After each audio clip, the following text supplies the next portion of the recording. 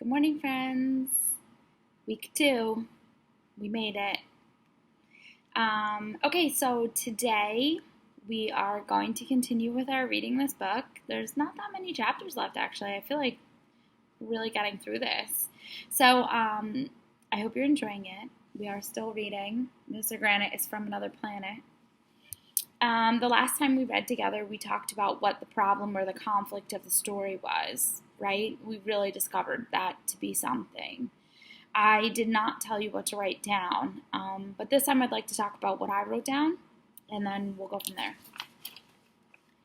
So I wrote down, I don't know if you can see it, but Arlo starts to believe that Mr. Granite is from another planet. He and his friends are trying to prove it. That's what they're going to do. In order to solve the conflict or the problem, they're going to try and figure out or solve how they can prove that Mr. Granite is from another planet. And so they have all these theories, some of them involving nose hair, which I don't really understand, but that's what they're going to do. I did also add a sentence to explaining the plot over here in this box. So now mine has a couple of sentences, and remember, yours should too. When you're writing it first, next, then, next, last, whatever you decide to write, you can write on the back if you need to add more, or you can add a post-it, right, and write on that. So mine so far says, first, Arlo goes shopping for school supplies. Next, he finds out that Mr. Granite, his teacher, is trying to make the school go green. Then Arlo starts to believe his teacher is from another planet. That's what mine says so far. Yours should say something similar since we're reading the same book at this point. If it doesn't, you might want to think about what's important that we read and what's not important. Are you talking about not important things? If so, you could take those out. Let's just talk about like the major events of the plot. Okay? So, if you're following along, today we're reading chapter number 8, The World's Biggest iPod. It's page number 55.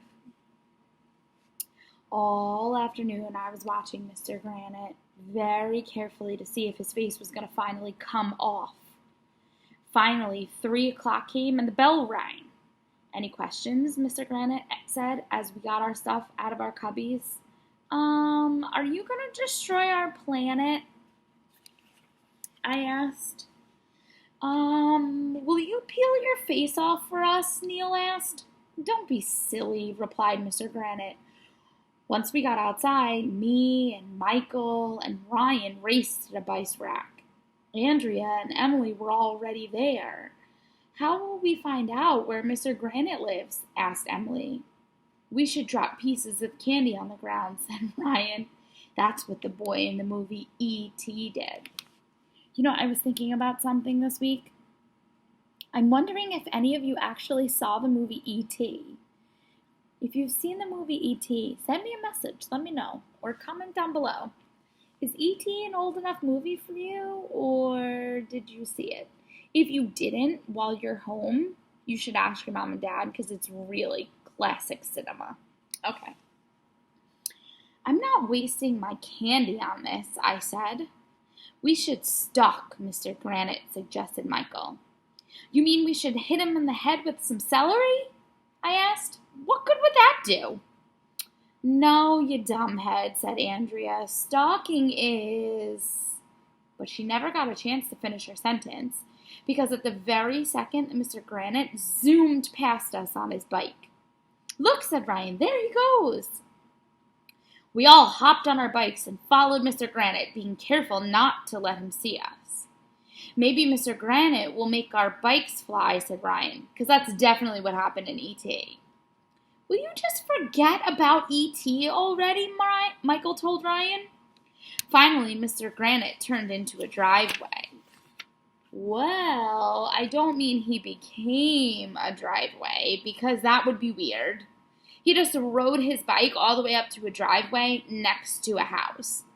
There was a big white box in front of the garage. It had the word pods on it. Hey, check it out, I told everybody. Look at the size of that iPod. Mr. Granite lives in an iPod? I asked Michael. Man, I said, how many songs do you think will fit on that iPad? That's not an iPod, dumbhead, said Andrea. It's one of those big storage boxes. It says pods. Oh. It made more sense that Mr. Granite lived in a pod because I once saw this movie called Invasion of the Body Snatchers.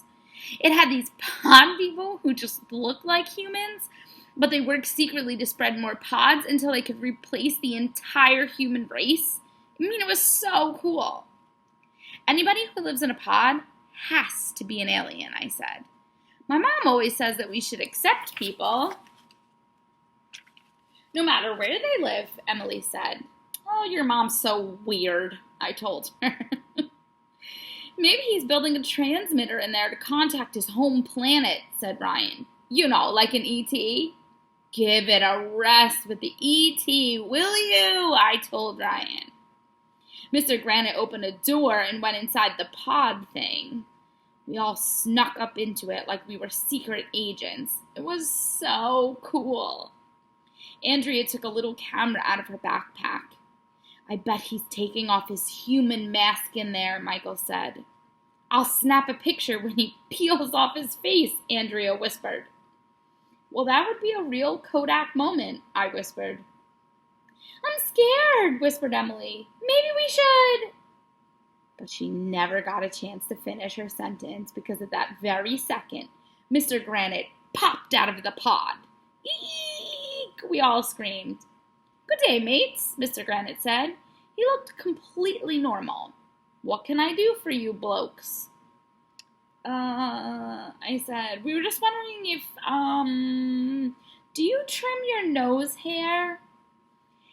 You followed me home to ask me if I trim my nose hairs?